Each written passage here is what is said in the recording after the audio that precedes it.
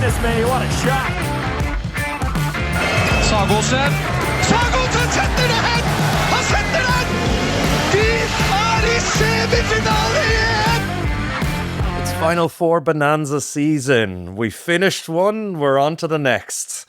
We've got a surprise after the women's Final Four with Metz winning the very first Champions League for a French side.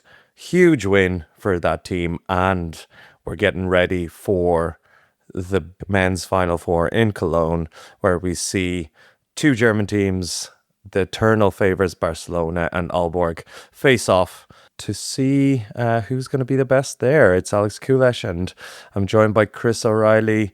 We're fresh off some time together. We've reconnected in person.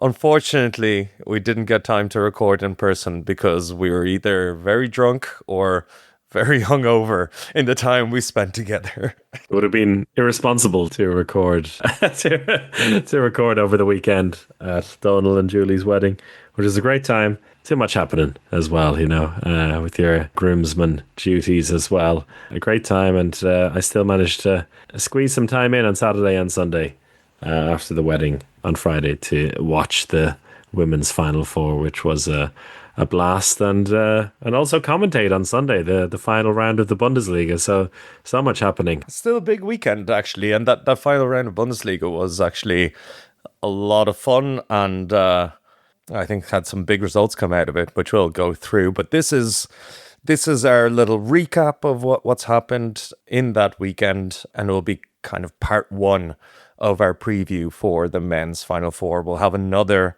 episode coming your way a little bit later in the week with a very exciting interview. Will we reveal the interview, even though it hasn't happened, Chris, or is this blasphemy? Yeah, I think we get it in the bag first and then we reveal it. We don't want to tempt fate. We've seen that happen to bigger and better podcasts in the world. So who are we to tempt fate? But it is an exciting interview with one of the big, let's call him one of the big German stars in playing in the Final Four. So hopefully that comes together and we'll have a nice preview with the full in-depth breakdown of each of the teams. But as I said, a lot happened over the weekend, the concluding weekend in the Bundesliga and the women's Final Four. I think let's start with the women's Final Four because Metz, under the tutelage and the power of Sarah Bouktit, claimed a gold medal. What a weekend for the young French line player. In her final weekend with the club as well, before she heads off, surprise, to Dürr next season. If you can't beat them, sign them. You know, that's the Dürr way. And to be fair, Dürr for the last couple of seasons have been beating them all.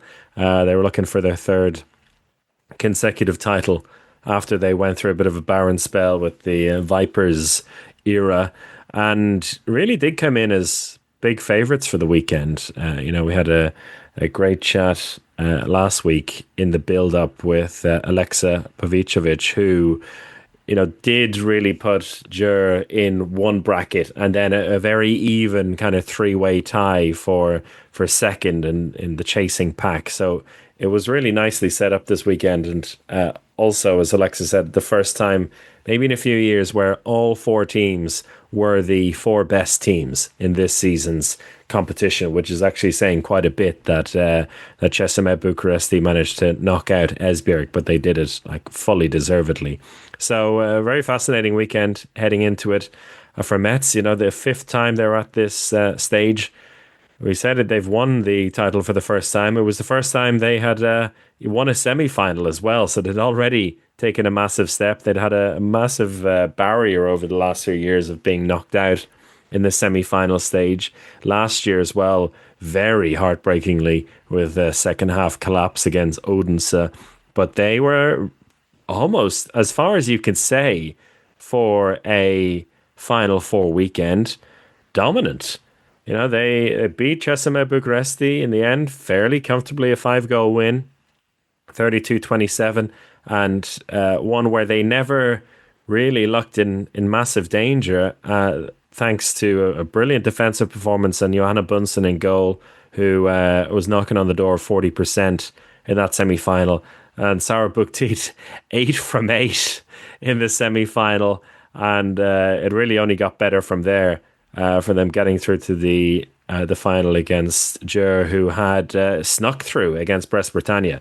There was actually quite a bit of controversy coming from that other semi-final where Brest, if you looked at it from a purely non-critical point of view, the referees threw it away with double-digit unforced errors, and the kind of last passage of play where they threw the ball out, which was intercepted by Cenga Fodor on the wing, that was actually something which happened to them time and time again in the second half of that game. So, I was watching that second semi-final live and really expected it to be an all-French final, which would have been quite remarkable, seeing as Metz in particular hadn't actually reached that point before. But in the way that we say Kiel is Kiel, Ger are Ger, and they managed to sneak through to that final. Yeah, Ger, of course, just experienced in Final Fours as well. I think that came through. And my favorite player, Dona Hauser, having a great weekend, as always, really becoming a leader for that Ger team. Brest themselves will be quite disappointed. Nice to see Vyachirova in flying form for Brest, and really at the top of her game at this Final Four, which is, she's been through quite a lot. So great to see that a show from her, but not enough for Brest.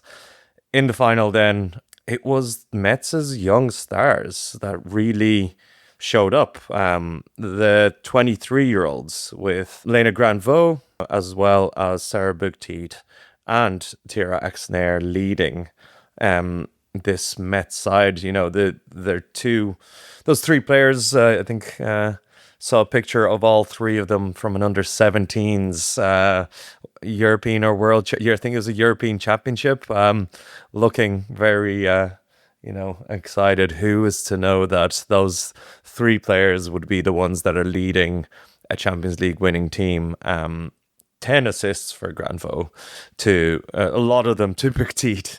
And I thought, just watching the game, that I was astounded by just how free Bouktit seemed to be all the time. Like, she is the best player on the opposition team, and for some reason, time and time again, there was times where she was just completely open on the line with not a hand on her, which I don't know what really happened to Ger in that game, not being able to control her. It's an interesting one with Bouktit, because she is, she does on the face of it, and sometimes it is the case that it's a case of just, feed Bouktit and she will score. Like, she's an absolute animal on the line. She's one of those players that you could throw the ball into her, she catches it with one hand, shakes off two or three defenders and wins the penalty or scores the goal. But she's got very good kind of first step movement and separation from the defenders as well, which I think maybe doesn't get enough credit in that regard. And she really did move well off the ball to create chances for herself, and her back court do a great job of creating chances for her as well. And I think the Metz backcourt is perfect for her in that regard as well, because when you look at the players that they have in Granvaux, Axner, Avamos and Albeck, the tall left-hander at right back, they can all step up and shoot from distance. And I think that is one of the key things you need, as well as anyone, Alex, as a man who was bereft of big backcourt shooters. It really helps as a line player if you have some big backcourt shooters to actually draw the defense out in a very basic sense and just create some space for yourself to move into. So it didn't allow the Ger defense to really settle there. And I think Emmanuel Maynard deserves a lot of credit for particularly sticking with Tira Axner, who had a really troublesome first half. And you've seen her for club and country in the over the years. I mean, with Sweden, it was always difficult. She comes in for a few minutes, expected to release some big shots. One or two of them doesn't go her way, and then her father takes her off again, and you wondered if that was maybe going to be the case here as well. That just wasn't going to work for her in the final, but they stuck with her. She persevered. She had three from 8 in shooting, but those 3 goals came, I think, all in the last 20 minutes. And before she started scoring those goals, she was winning penalties as well, which was very important. Granvaux was scoring some absolute scorchers. Like, it was, if you could see a highlight package of Granvaux and Bruna Paula's sidearm and hip shots and from distance, it was incredible. It was a real show as they outshot each other. It was brilliant. But yeah, I think they set it up really well, Metz, in that regard, and did what they needed to do to put Jur under pressure. And Jur were down, I think it was 6 goals with a quarter of the game left to play. Yeah, exactly. It was so Bouktit's last goal came in the 40th minute, so she scored 12 goals in 40 minutes in that final, and finally Jur shut her down. But that obviously unleashed the backcourt shooters, as you said. Tirax going 0 from 5 and then 3 from 3 at the end there. And with about 10 minutes left, it looked like Metz had won the game. Tirax got a big shot from the backcourt on the 50th minute, 6 goals up, and it looked like that's it. Game's over. Metz are riding to the finish line, but Jur made them sweat, getting 4 goals in a row leading into the last 5 minutes. Yeah, the amount of times that Jur have done that to teams as well, and you just know that, they're going to get a result out of it. And maybe if it was 2 years ago or even last year, that would have been the case, that they would have eventually gotten the result. Like the way that Per Johansson and the rest of the team were talking in the timeouts, it's like, we've got time, everything's fine. And then when they got within 3 goals, it's like, we're doing what we need to do.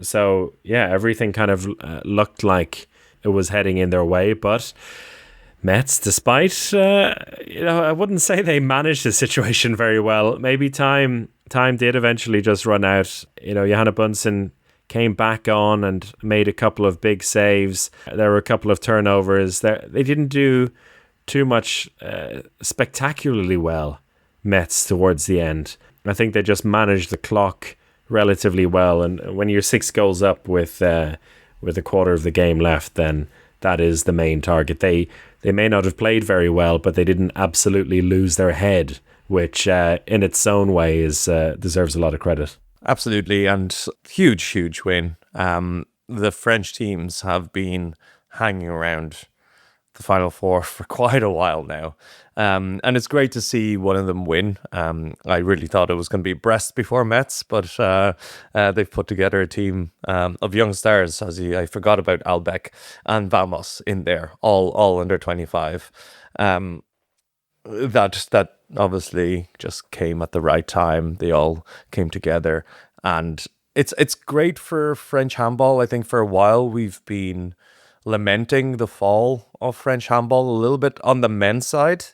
I think that's been clear. The standard of the league dropping kind of step by step. I think the support for the international team also waning a little bit compared to the massive levels. But I think on the women's side, it's actually gone from strength to strength. Like the French league, Metz and Brest get 4,000, 5,000 fans at games regularly. Like they do have teams, great fan support, and in general, the support for the league has actually probably been growing kind of under the radar a little bit. But you have, these teams, Metz and Brest, who have true financial power and stability through kind of actual, support and participation of the crowd, as opposed to any kind of big investor like we have or the government sponsoring players like Germany or Hungary or Romania. Like you do have this kind of grassroots level, and that's where Metz have come from, and that's where they've how they've reached the top. So it is great to see, and just some really, really nice players as well. I think this team is full of really kind of young and exciting talents, as well as nice people who deserve a win like this. Yeah, absolutely, and led by Emmanuel Maynard, who's a fantastic character as well, who's now won the Champions League as well as the World Championship. One of those young players as well, Lilu Borg, played a big role towards the end, was kept on court. I think she's just 21, and her twin sister plays for Brest as well. So both sisters in the Final Four weekend, which is pretty cool. Their mother was a world champion. World champion with France in 2003. Yeah, with two teams in the Final Four, Champions League winners, Dijon winning the European League as well. Female dominance on the French side all of a sudden. Not one that I think too many people would be annoyed with. And as you said, very, very kind of like sustainable. A lot of these teams. Great to see Metz on the front page of L'Équipe as well. L'Équipe always good, even on a World Cup week. Given female handball, it's Jews on the Monday morning. Speaking of World Cup, did you see by any chance the wonderful teams that have been included in the wildcards for the World Championship? Oh my God! I'm gonna look back here. So it was only a couple of weeks ago. I think it was in the Morning Club. We spoke same chat as we spoke about Dijon winning the European League. We spoke about potential wildcards for the World Championship, and I have a bunch of teams listed, Alex. Hungary, Netherlands, Austria, Switzerland, Montenegro, Nigeria, ? And we agreed Hungary and Switzerland would be the two teams that most deserved those two wildcards. But that was not the news that came through today. Turkey and Saudi Arabia. Thoughts? The obvious choices, of course. The obvious choices to join a world championship. I don't even know what happened here. Like, I thought this was the clearest. The funny thing here is, like, the whole system is a farce. The wildcard system. So, like, no, like, deserving a wildcard is not necessarily a real thing. It's like, what are we basing these wildcards on? It's not a transparent process. It's not like, I think previously the wildcard has been set aside for some of the, big markets, something like Hungary, where you will have fans traveling, you will have TV rights, you get all of that. But maybe someone in the Hungarian Federation said something wrong in over coffee with Mustafa. Maybe they didn't vote for Hassan. Who knows? Maybe they didn't vote for Hassan. Or at least didn't intend to vote, or even showed weakness in their undying support for our great leader. Maybe that was the case. And somehow, so like, okay, Saudi Arabia, that one you can, sure, corruption, money, like that's, Saudi Arabia, the Super Globe for Club World Championships on there. There is, to be fair, some, and this is Eugene Lavery's going to come after us here into the Discord, because there is some support in Saudi Arabia for handball. They have some real teams with some real fans. Okay, sure, there's something there. It's non-European. It's great. Like, sure, like if you're going to give a wild card, why not make it non-European? Turkey, I just don't get at all. There's no logic as to why Turkey would be included. They're not a top European team. They have no kind of involvement in any future championships. They're not that rich. They're not like, I don't know how much money they're putting in. They're not generally involved in the IHF. Like, why Turkey? Yeah, well, one of the reasons listed on the IHF website and the press release about it is due to the large number of Turkish people living in Germany, so that they can go out and support the lads in January. But as we said, I don't think Germany's one of the few countries. Germany's one of the few. My face is in my hand right now. I don't know if you can. We don't have a video of this, but my face is in my hand. This is. Yeah. That is dire. Yeah. They lost the playoff against Norway by 20 goals. Like, Norway were so sure that they were going to beat Turkey in this playoff that they called up Sanders Augustson's little brother for the first time so he could play in these games. Like, this is how dominant they were. Yeah, a lot of kind of more deserving teams that, you know, missed out, and for sporting reasons, for development reasons, you could imagine getting a spot in there. If it was a women's side and Turkey had gotten it, I would have understood it. But this is not the women's competition. Yeah, I find it really hard to see what the thinking is behind this. The good thing for them is they might get a reasonable draw and a chance to get into the main round, but you could also, you know, some teams will be licking their lips there and thinking, like, you know, what if Germany end up in a group with both Turkey and USA as like the third and fourth pot teams there, which or Denmark end up in a group with them. When these teams end up with a really soft preliminary round group, that's when, you know, the media in these like real handball countries start to get antsy and start to write these hit pieces on the level of world handball, because they are irritated and have nothing to write about because they're just having too easy of a time in the preliminary round. And when you consider, you know, you could have had instead in pot 4 some like really dangerous teams like Switzerland or Hungary, or like all these different countries that we said could have deserved the spot. Maybe in the end it's a team that's matching that level. The IHF have had that excuse before when they put Great Britain in the women's Olympic qualifier in replacing an African team because they didn't want the team to be too good as the pot 4 team. So maybe that's also part of it. They didn't want the European teams to be too good. The mental gymnastics we play. There's a lot of that going on. I doubt they're thinking that much.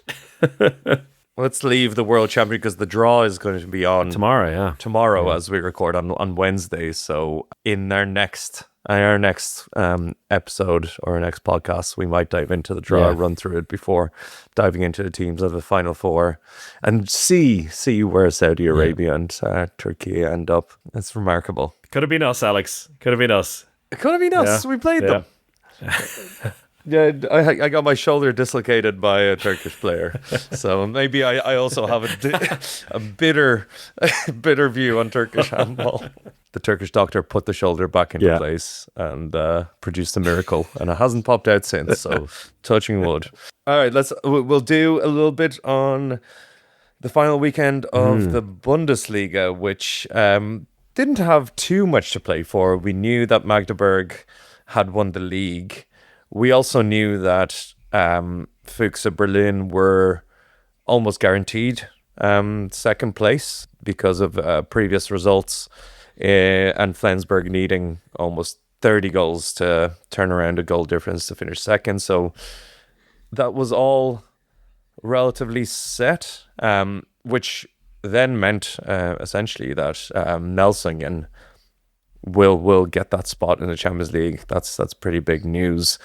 But then what happened is probably something that not everyone was expecting. But Kiel lost to Lemgo and will not play in a European competition next season. And that is a great summary of the absolute disaster of a season that Kiel have had, and especially a disaster of a second half of the season that Kiel have had. Yeah, if of course there's maybe still a chance with the newfangled competitions that there's a wild card or something like that for Kiel into the European League. But do you know the last time they did not play in Europe? Never. Which year were you born? 1992. You were 1 year old the last time they did not qualify for Europe. 1993 was the last time Kiel were not in there, which I think was the very first EHF club competition season. So it's, massive fall off for them, finishing 6th in the end. And, we've touched on this topic sometimes more heavily, sometimes with more gusto, sometimes with less, but this has really got to put the pressure on Philipp Jicha, and the German media are beginning to look at that topic again. It's like, what are they going to do with him? Because it has, a few weeks ago, although they were inconsistent, there was maybe, they were looking, as Flensburg were at that European League final weekend, as like, okay, this is our entry into the Champions League next season. And you would have imagined that they would have gone in feeling quite comfortable, or not comfortable, confident about it, but losing out in the final, finishing 6th in the league, and no Europe for this team. And you got to imagine that, people like Andy Wolf, Asha Pagatu, Johansson, the players coming in to the team as well, Perez de Vargas there, they are not going to be okay with, maybe okay with not playing European League, but not okay with not playing in the Champions League. And a 6th place finish is way below the sum of their parts. Yeah, it's a shock, I think. There's 5 European places. 5 European places for the Bundesliga, and having Lemgo and Gummersbach finishing ahead of Kiel on their financial might. Like, they still have top 5 budget, maybe top 3 budget in World Handball. It's an absolute disaster of a season, and I think the pressure is going to go beyond just Jicha, but it will be on the full sporting director troop led by Victor Zagali, because I think he has been making decisions in terms of the direction of the team and putting the trust in Jicha. So I think he is already getting a little bit of pressure. We could see a kind of a full clear out of this team. And I just think dressing rooms are a delicate balance. You really need unwavering support of your leaders to survive a season like this and multiple seasons of underperformance. Like, I think the players in this squad, a lot of them weren't there for when Kiel and Jicha were at the top, when they were winning things, there's how many players are left from that squad. So you're going to be left with a squad that only knows kind of failure for this Kiel team. And it's really hard to turn around a dressing room from that to become a top winning team, because that's where they want to be, without changing the leadership. And I think, we've talked about it to death. Again, the squad is going to be good enough next season to do some damage. I think Makut coming in and Kuster are really, really great signings, with the skipper hopefully back. That will round off. And again, they've been decimated with injuries. Let's not completely rule that out. Like, it's, Emil Madsen has been gone most of the season. The skipper has been out for the second half. It's really been left to Erik Jonassen on his own to do some magic. Like, he's been taking, how many did he take in, I think it was the European League semi-final? Was it 18 shots? 19 shots? 18 shots, yeah. So Christina Niaga numbers there. That doesn't excuse them finishing below Lemgo. Like, Lemgo with just a team of, fun, just like a plucky team that's good lads, come through this season. Good lads. And even Lemgo, they even fell apart. Like, they fell apart. They lost. Look at this run for Lemgo. They got 5 losses and a draw in a row, then got a win, then draw, loss. So they fell apart and left everything on the table for Kiel to take and get that European position. And then Kiel had a chance to play them in the last game, and they had it in their hands, and they still lost. And that is just, it's a sign of mental fatigue as much as squad fatigue. And again, there's not much coming coming back from that. Yeah, it's a lot of interesting kind of messages coming through, and from the likes of Victor Silagi, as you mentioned, there will be focus on him as well. And he said himself, this isn't about Philip Jicha or Victor Silagi or any individuals. It's about getting back on track and being able to implement ourselves in a restart. But, and Domingo Dovniak saying he's utterly ashamed. These are heavy things to say. And, this is a crucial time for them because they have to make some decisions this summer. As you said, they have some incredible players coming in. Custer and Makuts next season. Asha Pagoti will be back to full fitness, hopefully. So you can look at it in a way as like, if we make the right decisions now as a club and with coaching staff and the way we approach it, without Europe as a distraction, they could go full tilt and win the league. Like, they have the players to go and do that if with being able to focus on those 34 matches over the course of the season and not having to worry about where they'll be every Tuesday night. So could be a good thing for them next season, but they have to do a lot of things differently and correctly between now and the middle of August for the new season. And I think Flensburg as well, it's also a disaster of a season. Like there's an extra spot in the Champions League for the Bundesliga. That was what we said at the start of the season. We know that it's a bit of a mess with the winner of the European League and positioning in the league, like who gets priority. And in the end, it's clear that the European League winner gets that spot. But Flensburg had both in their hands. Like, there was no reason why they're not second in the league and have the European League one.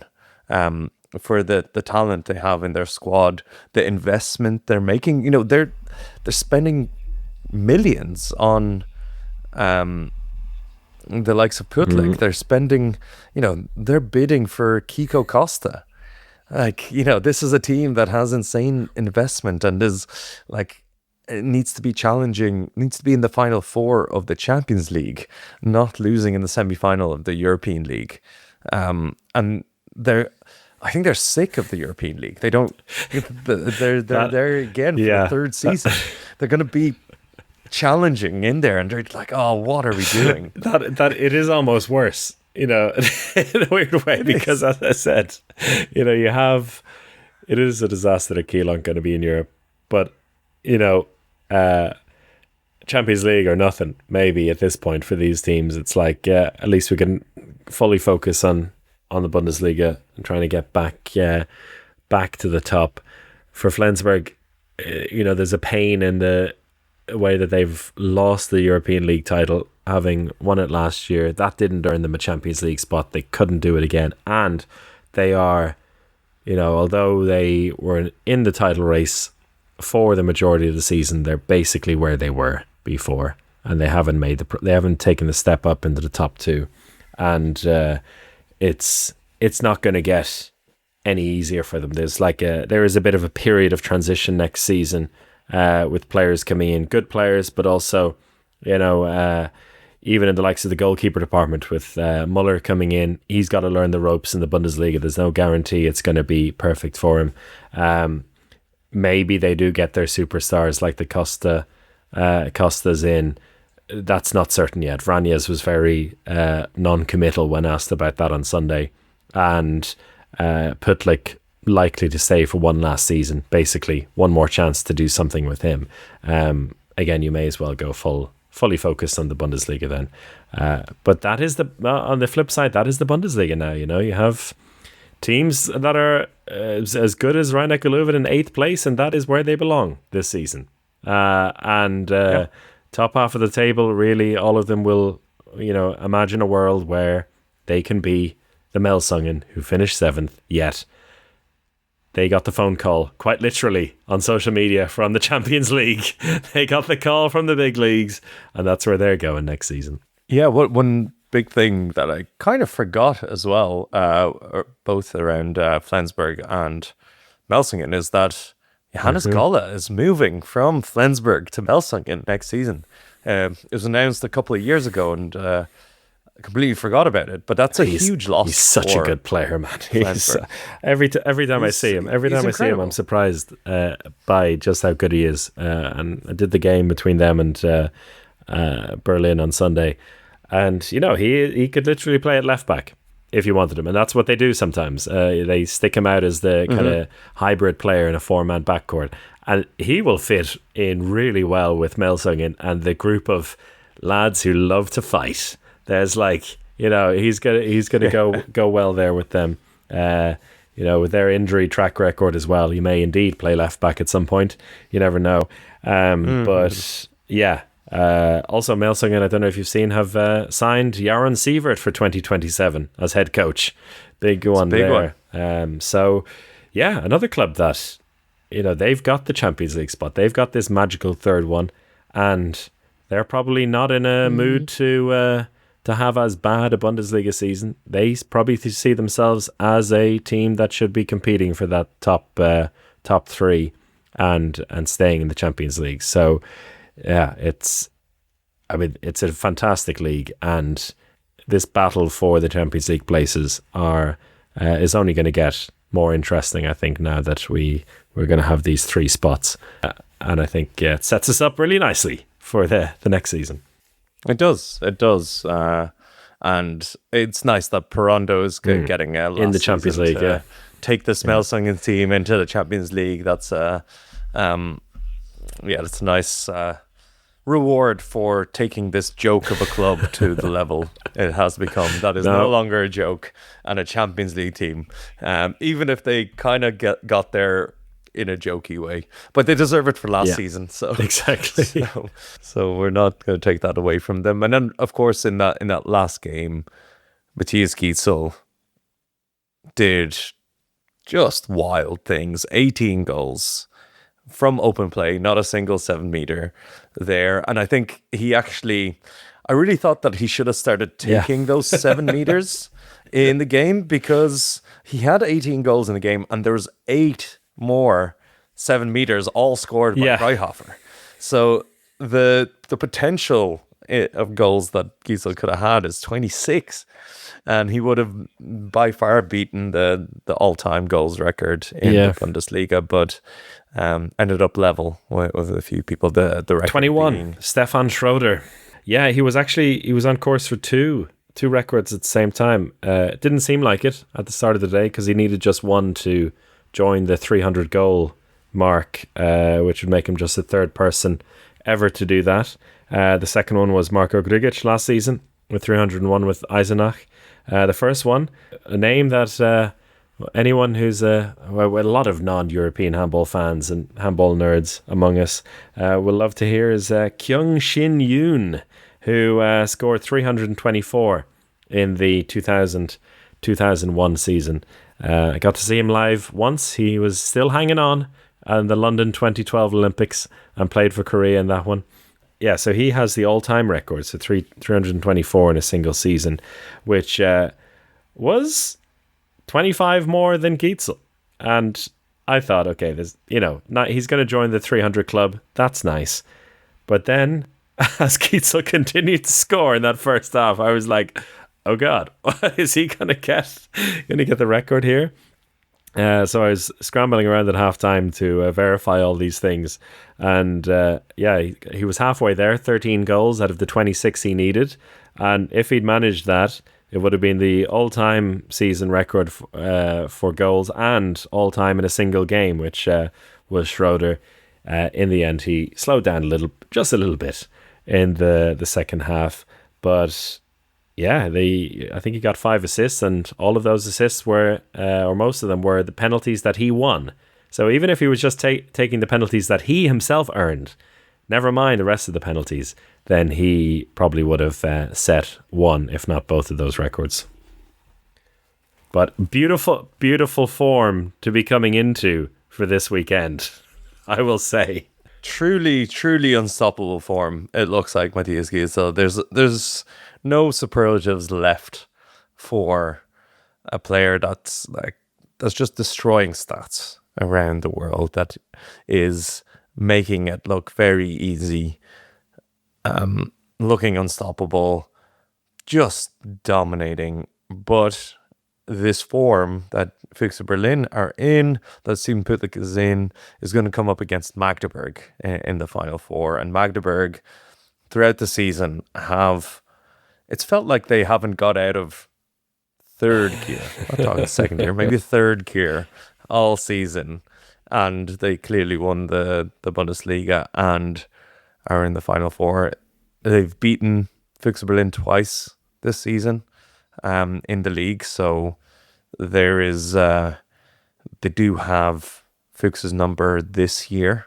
And I think of all the players that are equipped to actually defend Giesel, Magnus Saugstrup is the only player that I've seen that really, I think, makes Giesel really think, or at least since that World Cup final against Karabakh. Well, yeah, but and let's not underestimate. I think we'll go into it more on Thursday. But beside him is a player who, particularly this season, I've been so impressed with, like under constant scrutiny in that number 2 position in defense, where he will be 1-1 against Giesel, is Felix Klar, and Felix Klar too, very well equipped to together with Saugstrup to make life difficult. So it's a fascinating lineup, and I know Magdeburg have had more time, I think, to start preparing for this, which may be a crucial thing as well. But you'd say at the moment, Berlin putting together some really nice handball and will be feeling good about themselves anyway, that they've come into this final weekend, or come into the Champions League final weekend knowing that the Champions League next season is in the bag. And it is a nice semi-final pairing, the two of them, the Bundesliga battle and then Aalborg Barca. Something really makes me, as much as I like Füchse Berlin, it's the only thing that Giesel hasn't won, the Champions League. He's only had one attempt, and technically. So, but I'd like a little bit of adversity for Giesel in his career. He's done everything at such lightning speed and has won everything without challenge, really. That maybe this, if he wins the Champions League straight away as well, then things get really boring. Let's see him struggle a little bit. Let's get into his head a little bit. I know he bangs on about his mental strength and clearly shows it, but let's make a little hole. I've got some homework for you ahead of Thursday. You can open the podcast on Thursday with a passage from Matthias Gietzel's latest newsletter, which just came out and was waxing lyrical about Cologne. Yeah. There you go. That's a nice way to set us up for the next one. I think we can wrap it up there, shall we? We shall. We'll dive into both Barca and Aalborg in a lot of detail in an episode later this week, as well as the World Cup draw. Very excited for the Champions League. Very excited for the Final Four. It is one of the funnest weekends of the year. It does feel like we're getting the same teams banging against each other, but is guaranteed to be incredible. Thanks for listening, everyone. We'll catch you again on Thursday with our next chapter in the build-up. Until then, take care and goodbye.